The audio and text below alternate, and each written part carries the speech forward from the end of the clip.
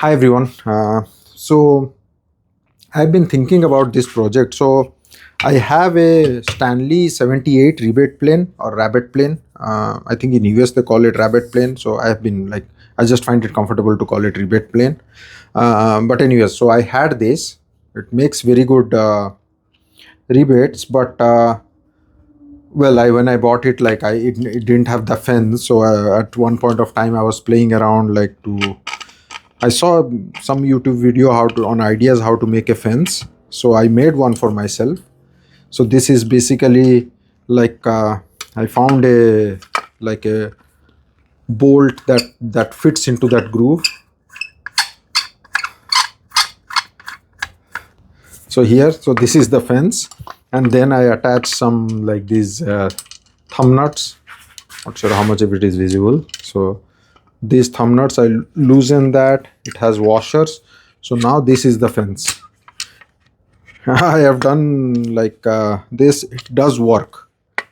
Uh, so it does work, but as you can see, like these are thick pieces and all like wood.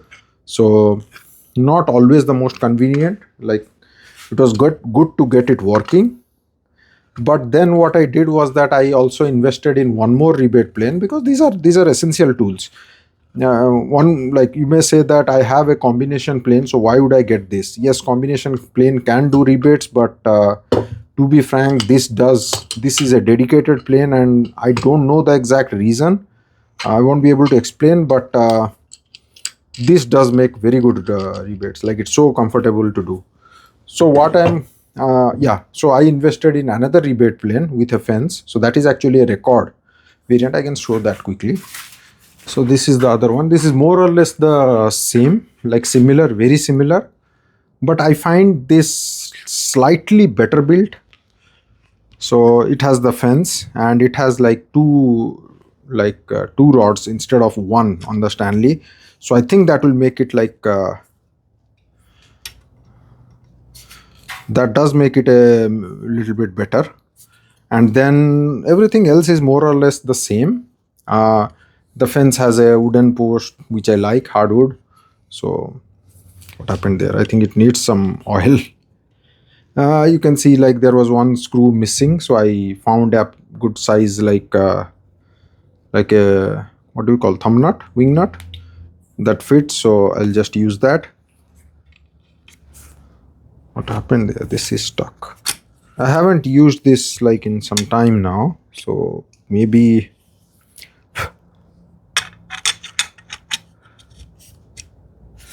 let me see. Yeah, let me put the oil now because it's getting stuck. Uh, there could be some rust or something of that kind starting to build, which I don't want to make it worse.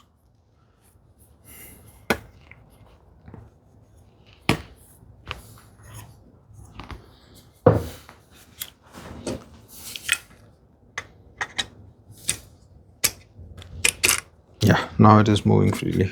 Yeah, just needed a little bit of that oil. So let me tighten this so that the nuts don't fall off. Now I obviously, whenever I have to make rebates, I will jump to this one. So I have that. I have used it a few times. Now the main goal of this video is to I wanted to do something with this one dedicated. I have seen Paul use this as a scrub plane. I did. I may have shown it in other projects. Like I do have a converted scrub plane from this number 4, which works very well. Um, I've been using this till now. I also want to make this another scrub plane. Why like the second one? As I understand, the original scrub plane that was or the original scrub plane starting with the Stanley, I believe, the scrub plane. I'm pretty sure there were wooden scrub planes before that. But the metal scrub planes, when Stanley started it, like the scrub plane is always like thinner, like not that wide. The reason being, you take a lot of stock. If it is wider, it's more resistance and it's a lot of effort. So those scrub planes are like thinner, and I think on so those lines, Lee Nelson and others, they make scrub planes which are similarly thin, and they work very well. Of course, Lee Nelson and all. But so on those lines, So this is this has a thin sole and a blade, so this does provide that advantage. Now I'll be converting this, and I don't have to change anything on the plane itself, so that is a good thing. So if I have to use it as a rabbet plane, rebate plane, then I can always come back to this, but I will have to use another blade. So this is iron that came with this one. I did purchase during that time another iron here, and this is also a vintage one, but never used, like a new but vintage, because it has made in USA. So I can keep one iron dedicated as a scrap for scrap plane and another one as a rebate. So I don't think I will use that ever, because I'm jumping to the other one. I just have to choose which one I want to keep and which one to convert. So because I have already like flattened the sole of this this blade, the original blade, I will just keep it aside. That will be my rebate plane blade. I will convert this new one to a scrub plane. So yeah, so this is supposed to give that advantage. So let me see. Now we start with like making like a arc on this blade. Let me bring it closer so that it's. So I start with making an arc on this blade. I don't think the radius, exact radius of the arc matters as much, but Paul used 2 and 1/8 inch. So let me try to find a can that is close to that. If I use this, for example. So the diameter of this one is like 4/316. So half of that would be, probably this will work for me. So find anything like, so any can or something. I just found this one which looked like it has the good enough radius for me. I just keep it here, eyeball the center, and use a Sharpie to mark this. That's what I plan to do. Can I get something like radius like more closer? I mean, I don't need, as I said, I don't need to think too hard on that one. But the only reason I'm doing is I'm going to do it one time. So I want to keep it something that is established, or like I trust Paul's experience, of course. So let me see if I have anything else. I'll probably use this can, because this radius sounds like or looks very close to what Paul used. This is actually 4 and 1/4, so 2 1/8 inch. So I'll just use this can. I mean, if I want to be like super accurate, then I can measure the center, so that so it is 1.5. So that means 3/4 is the center. I mean, marking the center with a Sharpie is not the brightest ideas. So that works.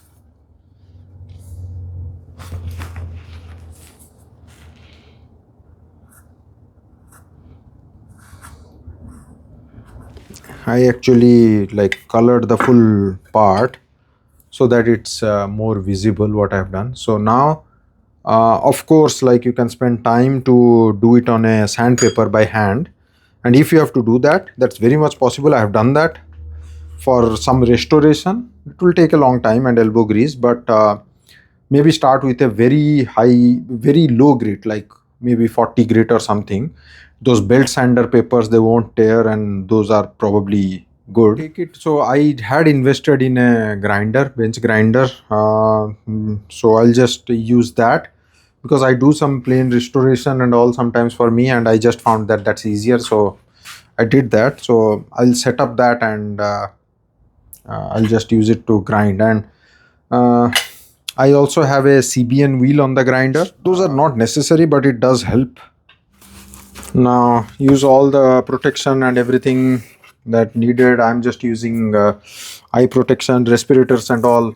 Probably I don't do it all the time, so I would think it's a good idea to have a respirator and all. It doesn't need water, like dipping in the water, because it's a CBN wheel, and the main advantage is that it doesn't overheat. But if you use a regular wheel, make sure you keep dipping it in water, because if it changes color, the blade changes color, then it will lose its temper and uh,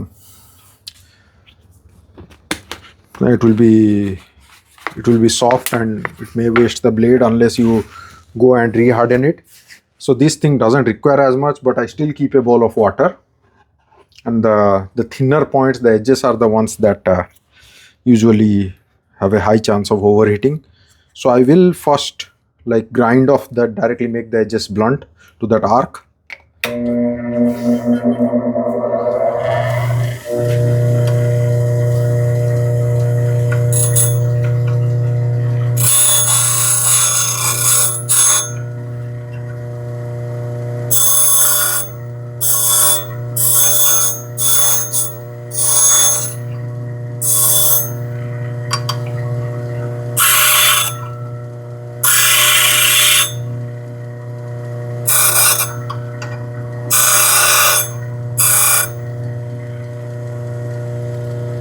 And I try to keep the finger like close by when sharpening, so that if I feel the heat, then it's getting overheated.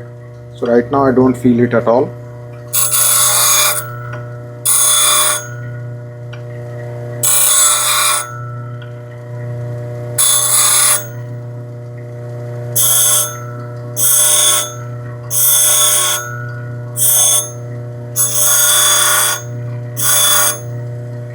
I'll dip it a little bit.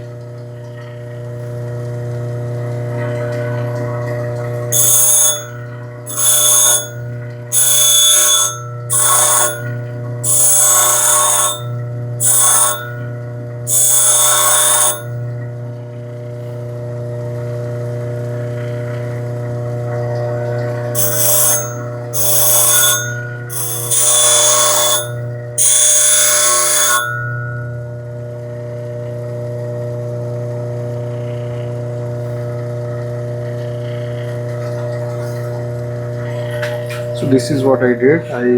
So this has the radius now. So now I'll just work on the bevel.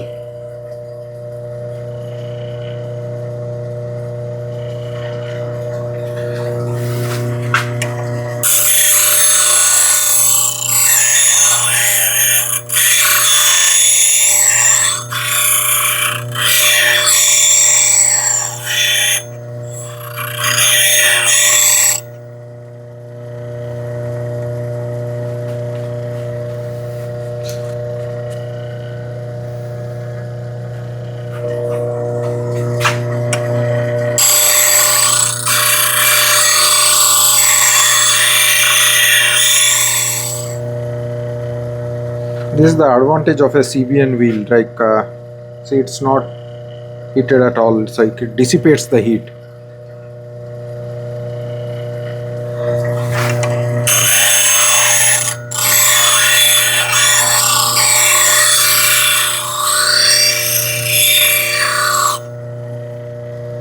Still have to be a little bit careful, like as I reach, like as it gets thinner, because that's where like those thin points may get overheated.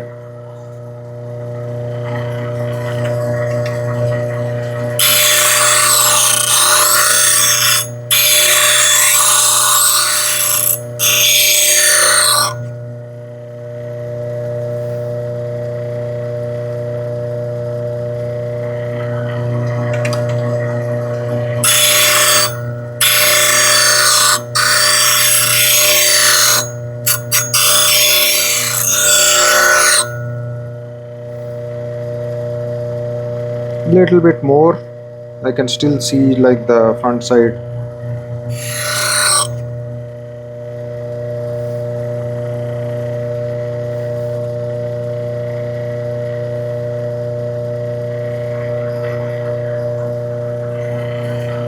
Almost there. I mean, I'm wiping the water because you're not supposed to like use, I believe, like water on the CBN wheel.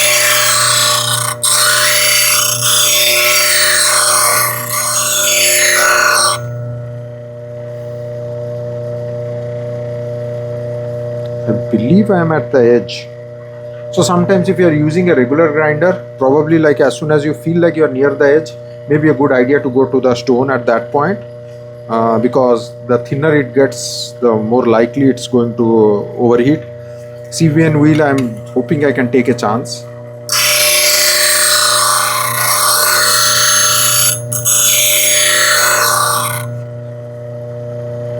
Still very cautious there. I think that's it. So all these metal particles, what I tend to do is I take a piece of paper and take any magnet. Rare earth magnet would be much better, but so I had this magnet, but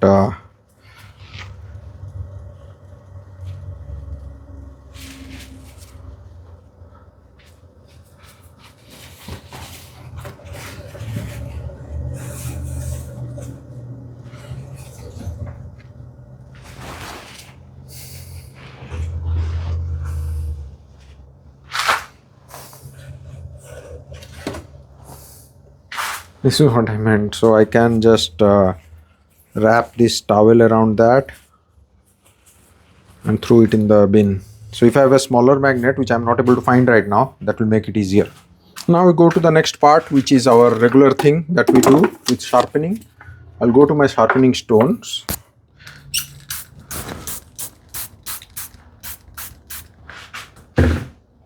Now this is a new blade. I mean, I've never flattened the back. So normally I would start with that. I will still do that. Like if I can get it fully flat, that's what I would prefer. But at the end of the day, let's say if I can't do that because of a faulty blade or something, remember this is a scrub plane. It's okay to slightly lift it up and create a back bevel if needed. I want to avoid that, but if needed, I can do that. And also because I can do a back bevel because this has no chip breaker. Remember, like no cap iron. So let me offer it to the stone, how flat it is.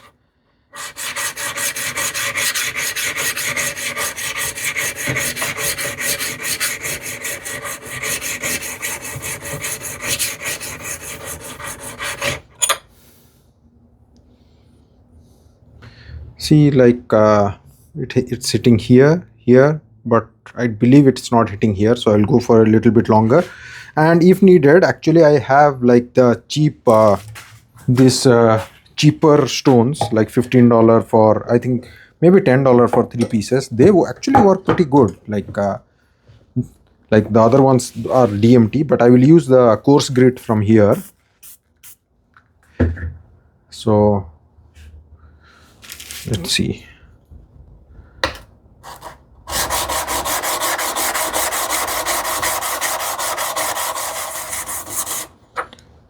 Even though this is a scrub plane, I don't need to do that. This is my plane. I want to use it as a lifetime tool, so I'm ready to spend that initial effort.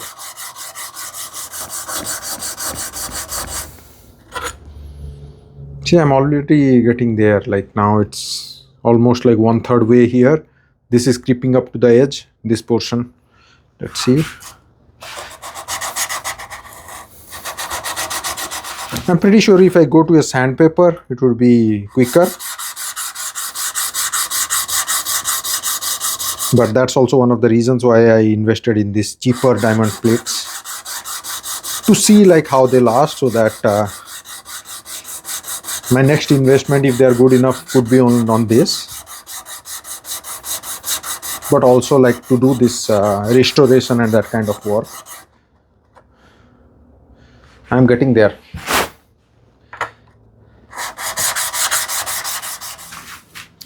I'm progressing like very good. Only this portion. Now if I leave it at that, what I was saying was that like when I create the bevel and I have to like if I can't get rid of that while sharpening, like when I am removing the burr, I can lift it up slightly, this much, and then I can create a back bevel, and that will work.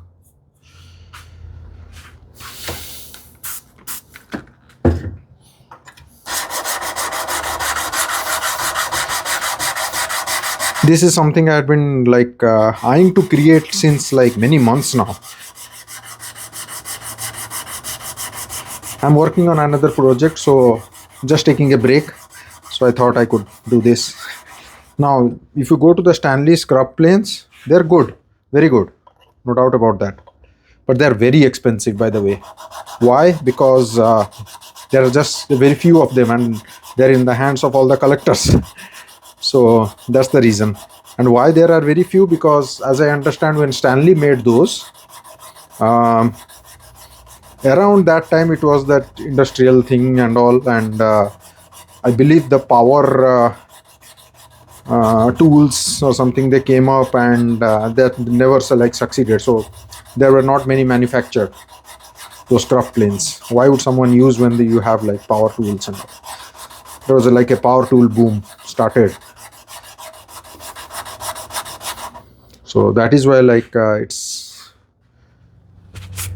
you have many Stanley like 78 planes on eBay floating around, vintage planes. I believe there are newer ones also, and this is such a simple tool that I think those newer ones may work just as pretty good. I would trust vintage ones though.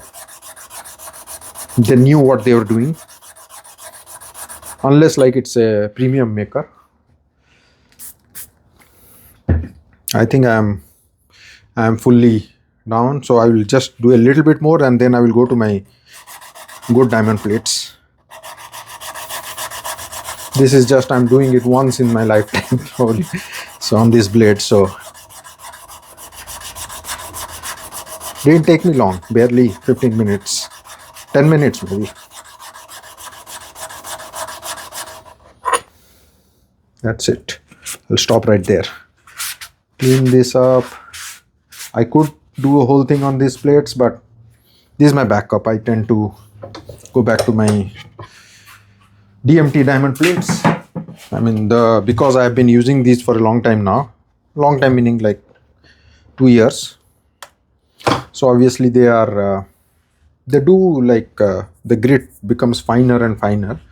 So I'll put Sharpie. I have like, those ones are flat also, but what if they are slightly off? This is where I will use these DMT plates to just check whether it's still flat enough or needs a little bit more.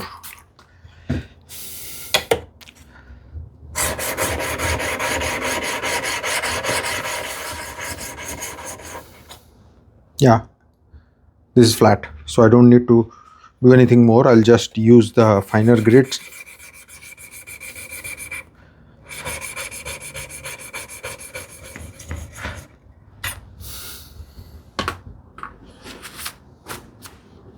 This side is done, super clean.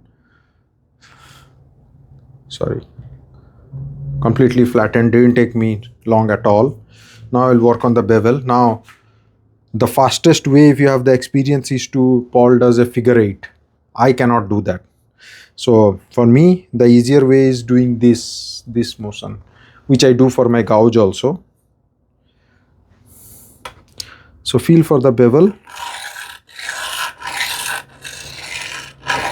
You can start going slow.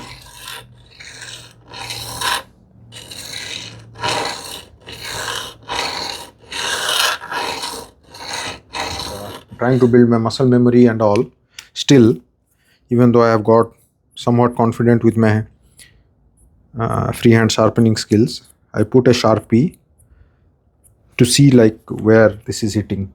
I would prefer like more on the heel than on the front, because we don't want to be like lifting it too much to be only concentrating on the bevel, and then that's what like typically beginners do with freehand sharpening.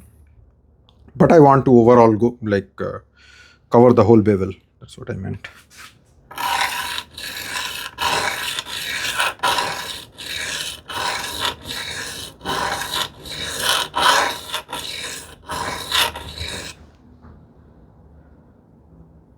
This time I was hitting the heels.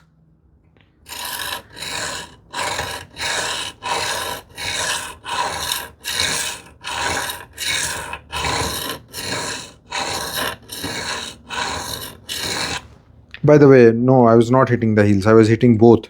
Remember, I went to the grinder, so it is now very flat. Once I am like, after a few freehand sharpening sessions, this will have built that camber, nice camber. Eventually I want that, but I'm not going to rush to that. I feel the burr at the edges but not on the center.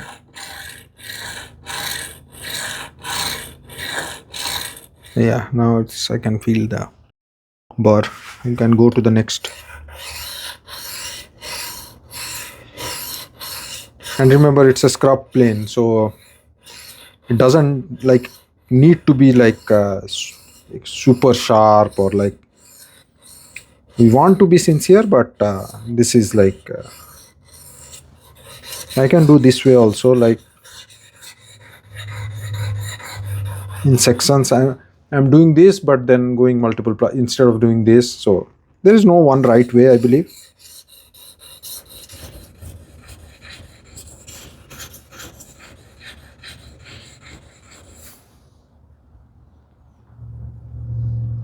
That's about it. I don't need to worry about the corners. So now I'll remove the burr.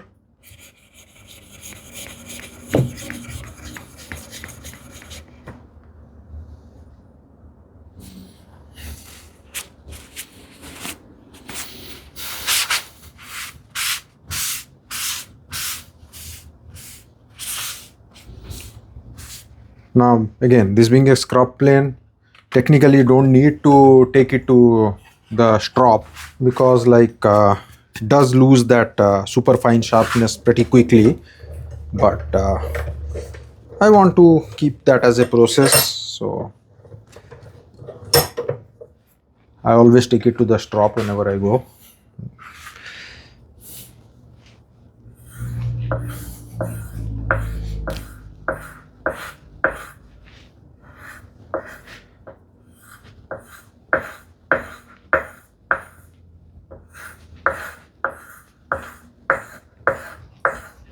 Have to do it in sections.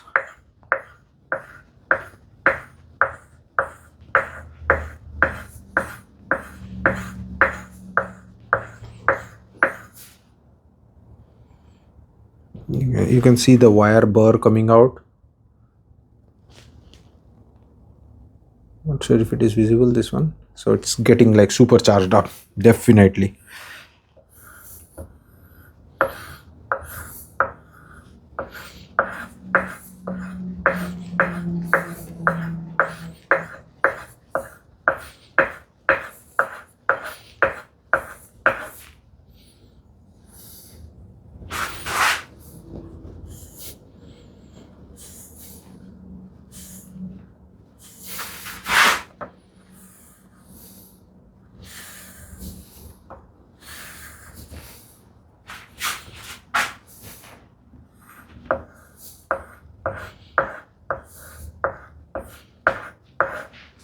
This definitely doesn't need as much as what I'm doing here. Let me test this out. That's what matters.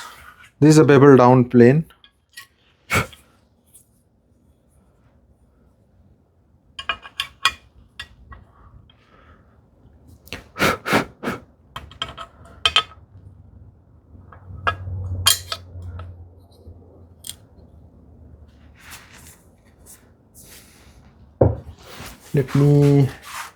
I would love to show this on a hardwood, but I don't have anything ready, so I don't want to waste any like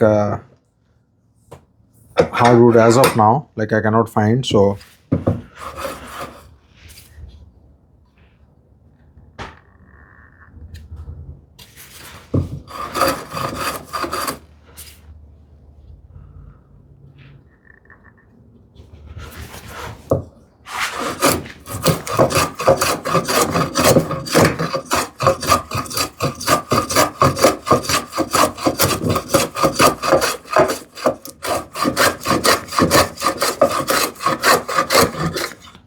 it's definitely working very good and very easy on the hands. Let me see. I will increase the depth a little bit more.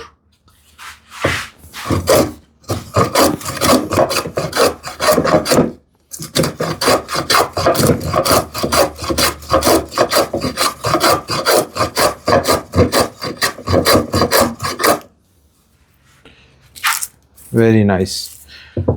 One thing I cannot probably show is that it's of course it is sharp, but it's very easy to move. Now the only difficulty for me is like to hold on the front this way. I if I can, I'll see like what I can.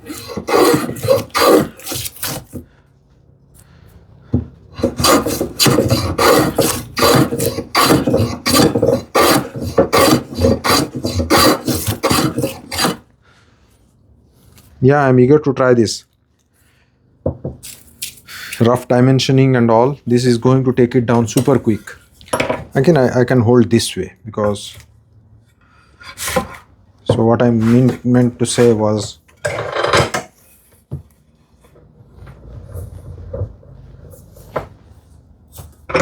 this front part,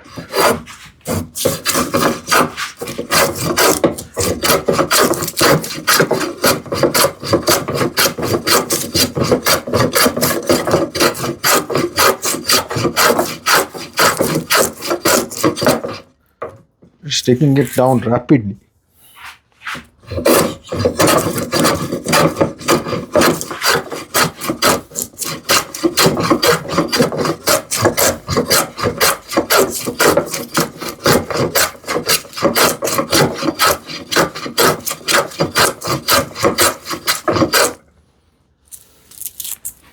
Very nice. I'm very happy with how it came out. So I would be like, when I have to work on dimensioning, see, I took out a lot of this material there. So what I'm planning to do is like, when I have to thickness a piece like by hand, I will try this, like dimensioning it by hand. So this is my scrub plane. Really excited to put that to work. So yeah, so this is my scrub plane now, along with the Stanley. So I'm eager to put it to good work. Really excited to have it. All right, see you then.